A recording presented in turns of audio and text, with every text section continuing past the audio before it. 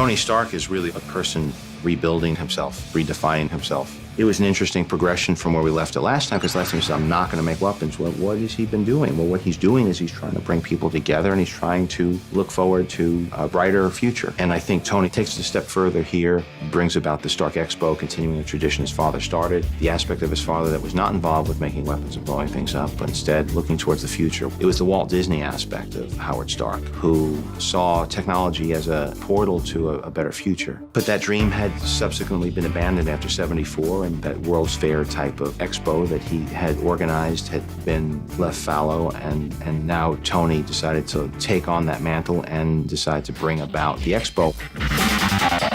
When this whole thing started, we had this moment from, I think it's like Iron Man Armored Adventures, which is like our kids series, and it was Stark World. It's like giving this like Macworld Steve Jobs type keynote speech. And it very quickly went from like this one little image to this gigantic expo, and next thing you know, Mike Reeve, our production designer, has a guy drawing buildings, and you see all these like huge wide shots, and people are photographing Flushing Meadow Park from above in a helicopter, and you're like, whoa, whoa, why did this all come together so quickly? Everyone is coming to the New York World's Fair. They're coming from the four corners of the earth. There's the symbol of the fair, the Great Unisphere. We've modeled it on the famous 1964 World's Fair in Flushing Meadow.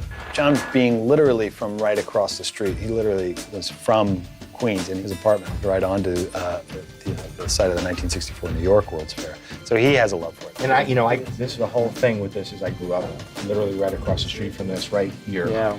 And so when I see this come to, I never saw the World's Fair for real. It's really fun doing this. It's particularly interesting watching these plates that I'm so familiar. I know all these views, except for the helicopter stuff, and then see what you guys are doing with it. It's really fun. He grew up not far from that giant pavilion, which we called it, which is actually was called the Tent of Tomorrow.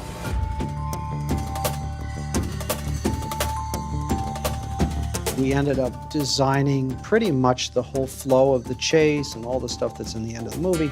And once you've done that, you figure out what all the things you actually have to have. Then you start breaking it down into what you're actually going to build. Illustrations we do models.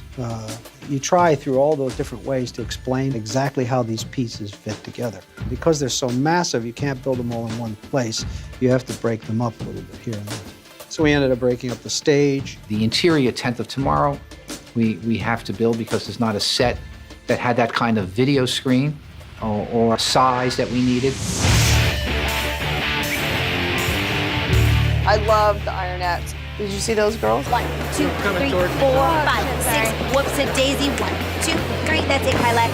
6, 7, 8.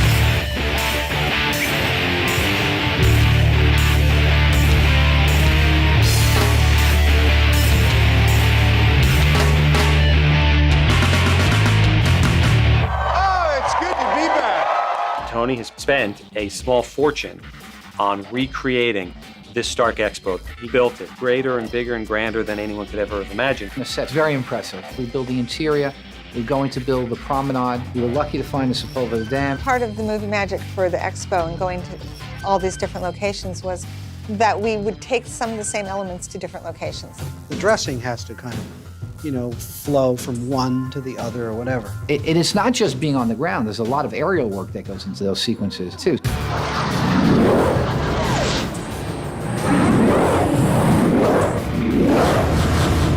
We're doing some work with both our Spider Cam and our mini helicopter, shooting plates into which will comp our CG Iron Man and drones that are for the chase sequence in the final battle.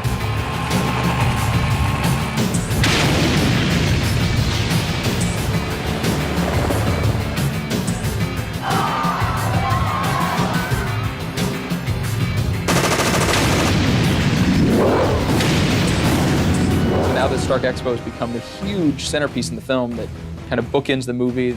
We're going to all that much trouble. Well, then that should be where the finale happens. There's a big sequence that happens as the drones are following War Machine and Iron Man. The Japanese garden is a separate set in itself. We only built a portion of that. This is the star of the film. No. That's right, the star of the film. No.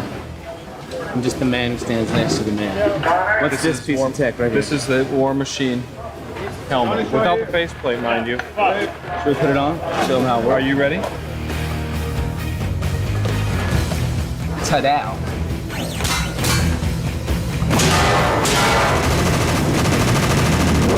Fight at the end. It's a combination of original design, existing buildings, building sets that we put together. Yannick, our visual effects person, that'll be his daunting task, and making it look like one location. That's nice. That I like that grabbing that zoom and him having trouble holding him in the zoom. All that's fun. So let's look at it. Let's look at it from the beginning. I let those guys off the leash, and the ideas just poured forth. They're just torrent of ideas coming at you with such enthusiasm. And they would say, "Dude, make sound effects," and then this happens, and I shoot and this explodes up, and it's just great. And I would just be charmed by it. I mean, yes, we'll do it. And everybody would say, "How are we going to do that?" I was like, "Then we'll figure it out. We're not going to do all of it." There seemed to be an inspired current that was running through society where an interesting combination of a tremendous cynicism about the economy and where we fit in, but also this tremendous forward-looking, inspired mission that we were going to change the way we fit into the world and the way we interacted with our environment, with each other, with other nations. And the Stark Expo felt like it somehow tied into that. It felt like it was part of the zeitgeist. And that Tony was at the forefront of this film.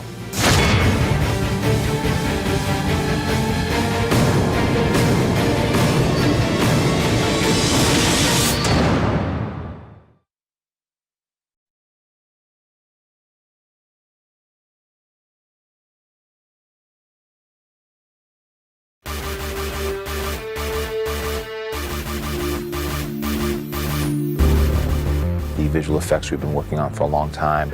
A tiny fraction of the effects are in. We're working off of temp effects. Those won't all be in for another month. And we have to make slight picture changes always to accommodate that. So for you, you do your landing, boom, boom. The first half hour of being in the Iron Man suit is like the coolest Halloween you ever had, except you're alone in the trailer before they call you on a set or whatever, or you're getting ready and you just catch a glimpse and you go, "That's right. Grandma'd be proud." Shane Mahan and all the guys are geniuses, literally. Suit yourself.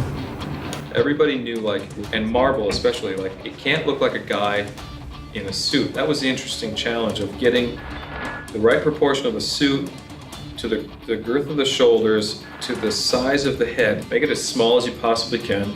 Make the legs as long as you possibly can. Then Robert Downey was cast when most of the model was kind of done. Then we had to scan him and kind of fit him in from the hips up, still purport, because he had to operate the thing. 2, 1, go! But we found some really great and talented stuntmen performers that were very athletic, very fit. They fit lengthwise into the suit as well as the upper proportions. And the audition basically was, can you fit this helmet on? Because if you can't fit the helmet, you can't be in Iron Man suit. There were guys just trying so hard, like, "I can do it," like, you know. Oh, is this what I think it is?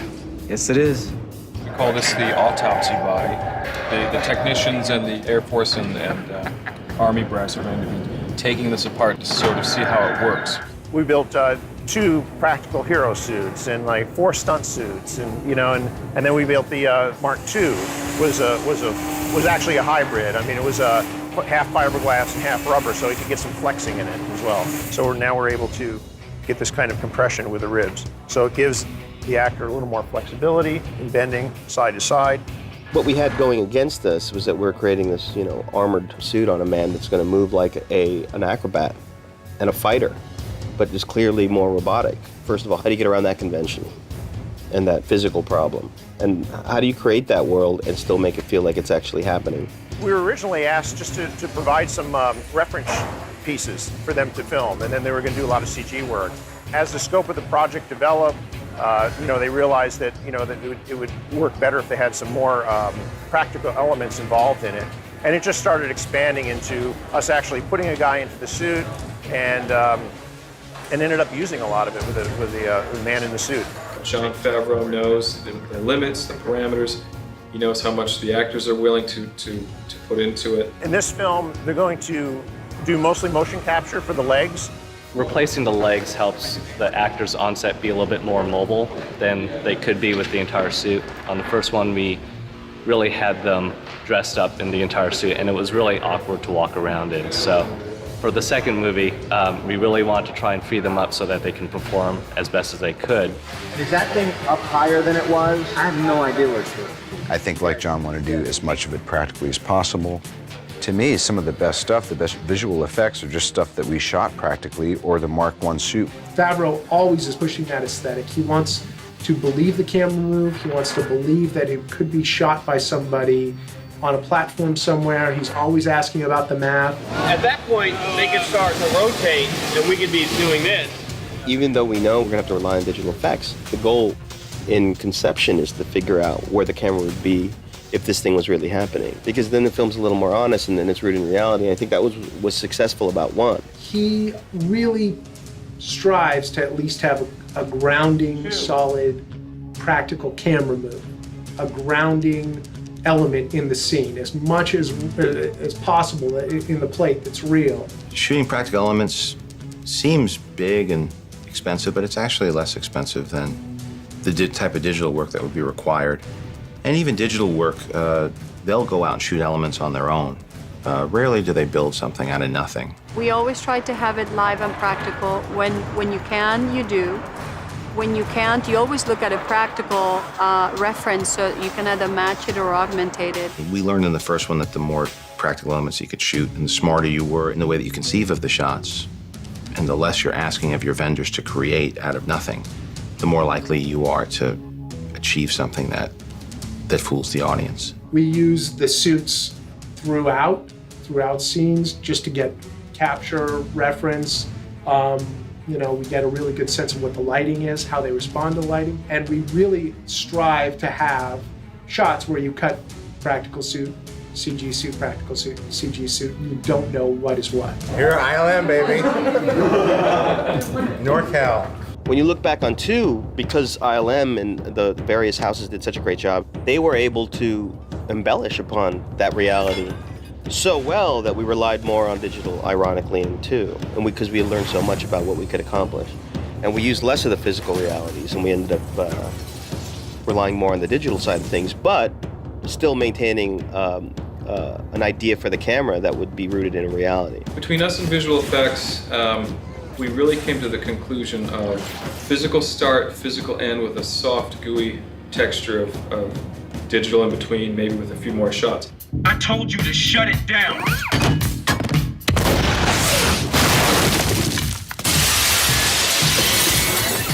The house fight scene is a lot of fun. It's gone through a lot of changes, but we saw a cut of the film yesterday, and it's pretty much gelled now. It's a pretty extensive sequence, so I mean, a lot of these, you know, dust maps and things that we're making are going to carry it on throughout the entire house fight. I'm going to start layering on dust after different progressions of the fight. So I've got him, I'm going to have to put some dust on his shoulders and the back of his head. We're working on doing some digital destruction to the Stark house to represent the damage that's kind of sustained while he and Rhodey are fighting each other in the Iron Man suits.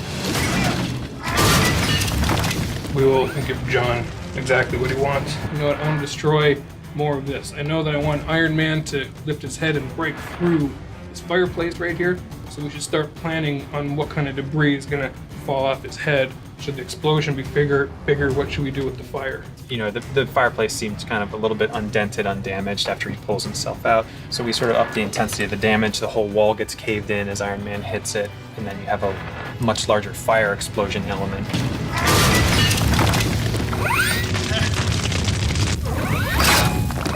This is just one of many effects on this model. So this is going to be the concrete dust pass.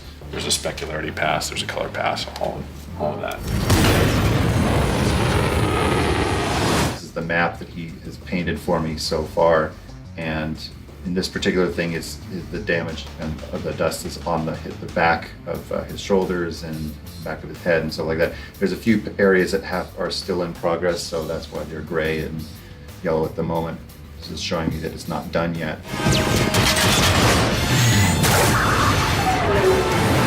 Definitely up the ante as far as how things work, kind of keeping that whole feel that things are supposed to be real within the film. It takes a lot of work to get it right, to make the lighting match up and make it so that You know, but visual effects is one of those areas where if you do your job perfectly, nobody notices that you did anything.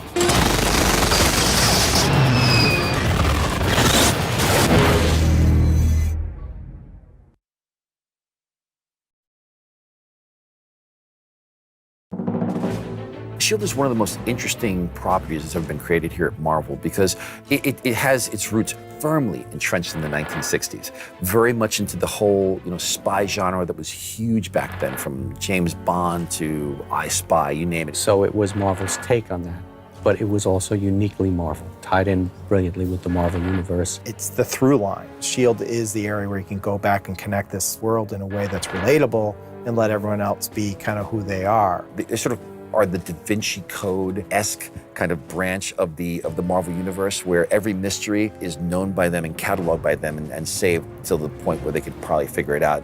Regular people just can't do this, so we're sending the A-team. They're pulling the strings, they're protecting society. This is the thing that was built to kind of interact with things that are beyond what a regular man generally could deal with, but they do. We have this great grizzled war vet, Nick Fury, Sergeant Fury, who ends up running this international organization, peacekeeping organization. This is a way of taking a character who you think might have been misplaced in the 60s and finding a place for him.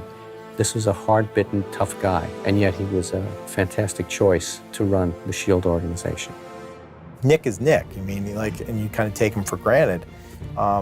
I think the choices they made in the Ultimates was very much to make people pay attention to the book, pay attention to Marvel, and say, we're willing to play with our characters in a way that we think will make them more relatable now. What if they were born 40 years later? And what if they were trying to create the Marvel Universe today? How would they envision it? How would it be different? So we created this whole new Marvel Universe that was based around different sciences and modern-day technology and modern-day attitudes of people. We sort of re-envisioned S.H.I.E.L.D., and S.H.I.E.L.D. became more of a militaristic force as opposed to just a peacekeeping force. Still international, but much more proactive in what it was that they were doing.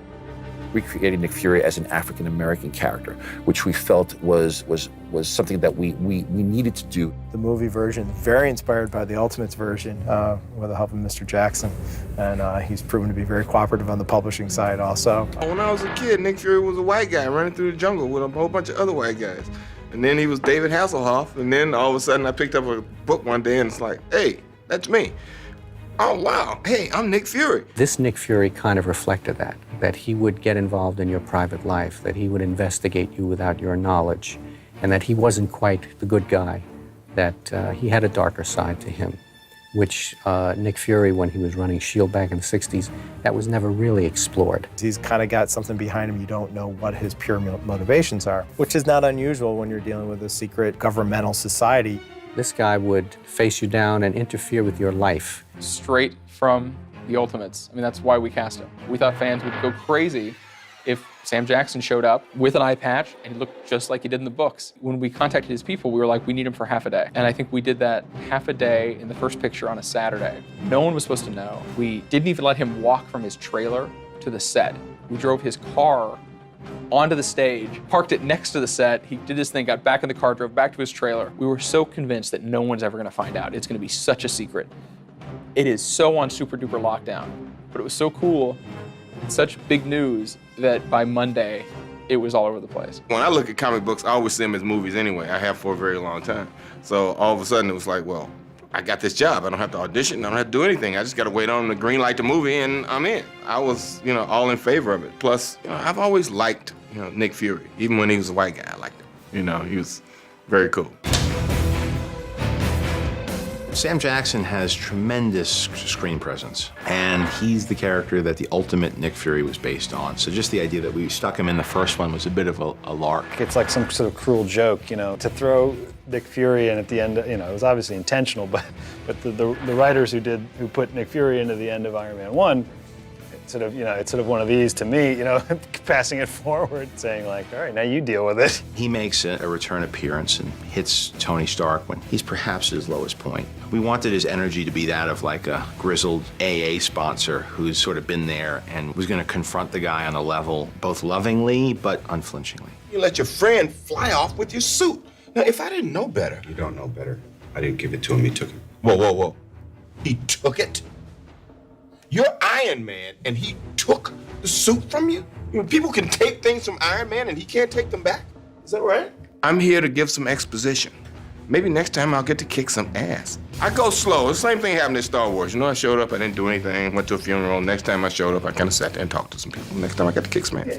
Works out. I had the image of him sitting in that donut, hungover, eating donuts, and that's what he does with the suit, and that's his life. And then it sort of led to Nick Fury being there, and then them just sharing a cup of coffee. I figured we could get away with a lot more if we were there sipping a cup of coffee at Randy's Donuts than if we had some stainless steel and black high-tech shield underground, you know, bunker, which is the original conceit. I'm just glad that he saw fit to continue to include me in this particular thing and to make my character such an integral part of pushing the story along, making sure that people understand the history of who the characters are and what their relationships are, even in terms of my relationship with his father and being around for a while before. And hopefully that will carry over into the other films in terms of who I am, how old I actually am, and what I know about the world. He's a uniquely Marvel character. There's no real counterpart to him, I think, in any other comics universe. There's nobody like Nick Fury.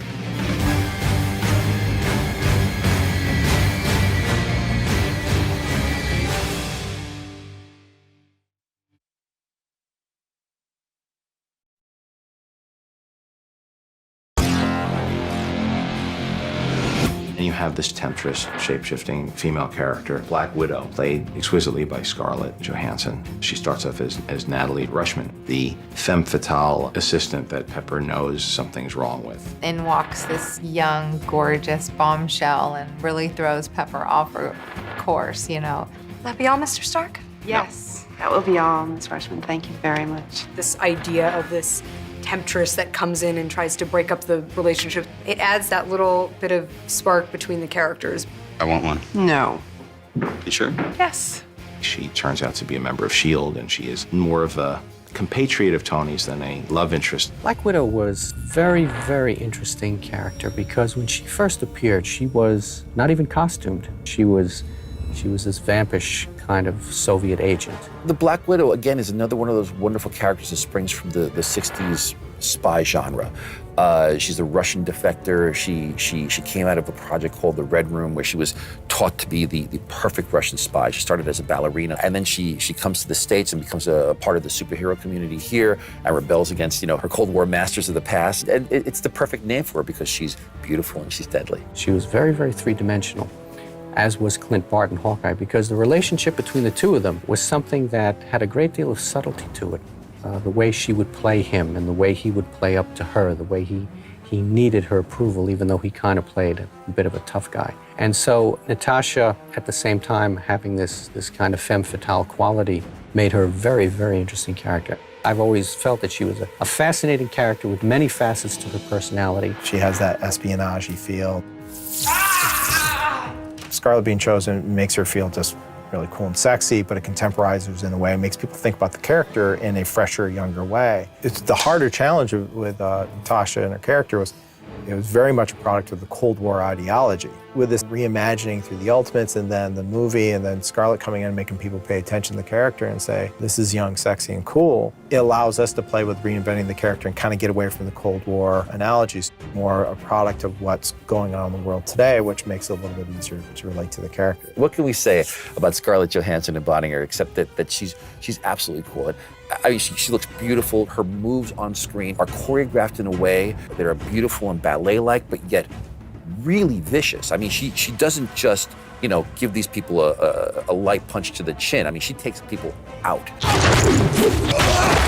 I think that the possibilities are really endless as far as, you know, Black Widow's involvement with the Marvel Universe. It's just whether the fans are kind of demanding of the studio what they want to see.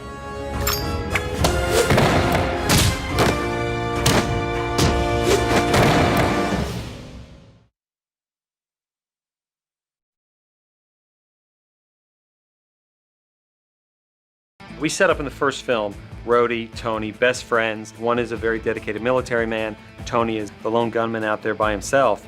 We knew that we wanted Rhodey to put on the Mark II suit and that the Mark II would be the basis of War Machine.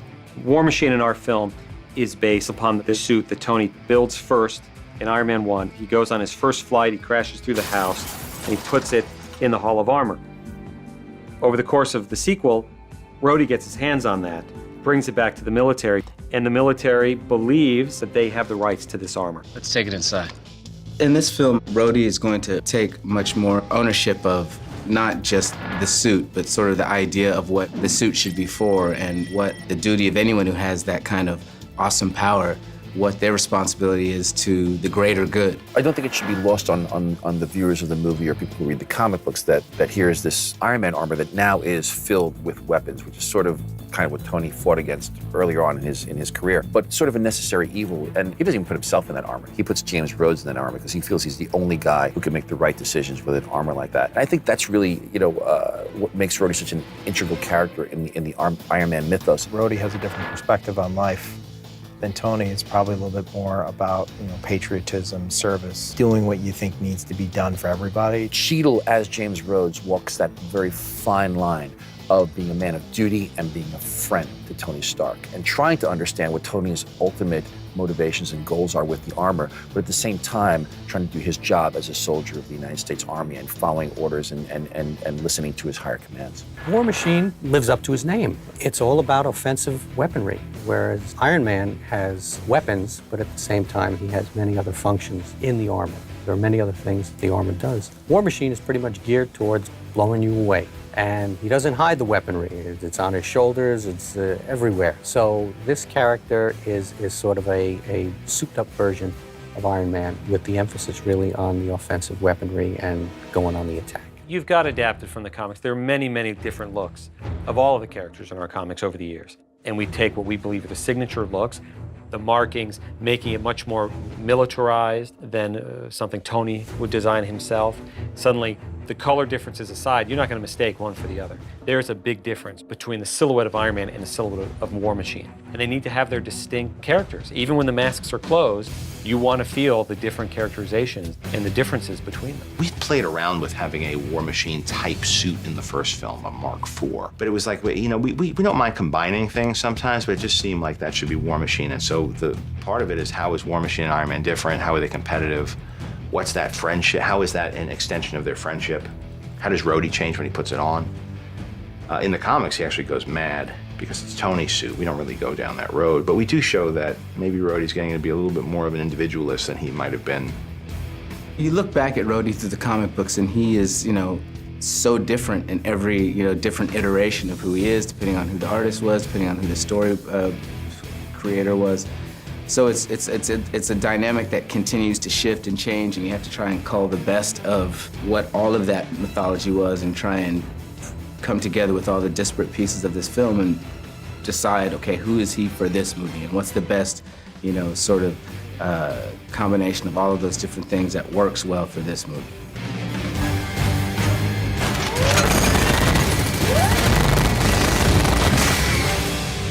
Oh man, you can have your suit back.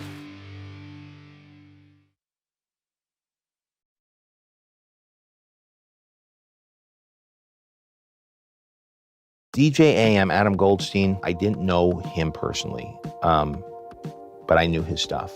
I've done some sick house parties, but right now I am in Tony Stark's house, in his living room, with my own DJ booth, and about to get funky for the crowd. AM was a very genuine guy, and I wasn't the best director that week because I would always go up to him and be like, show me something, tell me something, show me something. And he would show me things and always be encouraging. He's directing a multi-million-dollar movie, and the second everyone goes cut and everything, he runs back over and grabs the headphones. Hopefully got us. Always encouraging and always great. And I thought of something cool we could do, and actually he's in the movie. I said, if you stay, I know you can't, I'll come back. Goldstein. Yes, Mr. Stark. Give me a fat beat to beat my buddy's ass. So he ended up being there for like a week for the whole party, and it was great. I got to spend some time with him away from it, and he really, he taught me some things about DJing, but he also was just, I heard him out, what he was going through in his life, and how he was going through a rough time, and I didn't even know it. He never let, not that I was his closest friend, but I definitely felt connected to him, and when he passed, it was very, it hit me very, very hard for as short of a time as I knew him.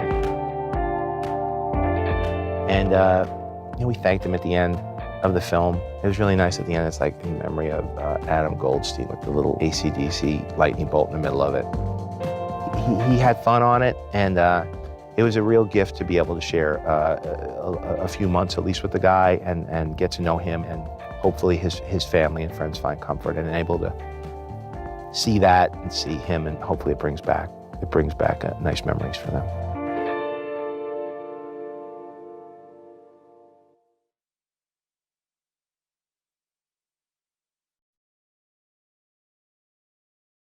Hey, stay with me for more Marvel now. Paul Bettany didn't work with Robert Downey Jr. until 2015, despite the fact that Paul Bettany has been playing Jarvis since 2008 and also voiced Tony Stark's robotic butler in Iron Man 2, The Avengers and Iron Man 3. The first time he and Robert Downey Jr. worked together in person was in 2015's Age of Ultron. Do you like my shirt? You can get one too in the link in the description.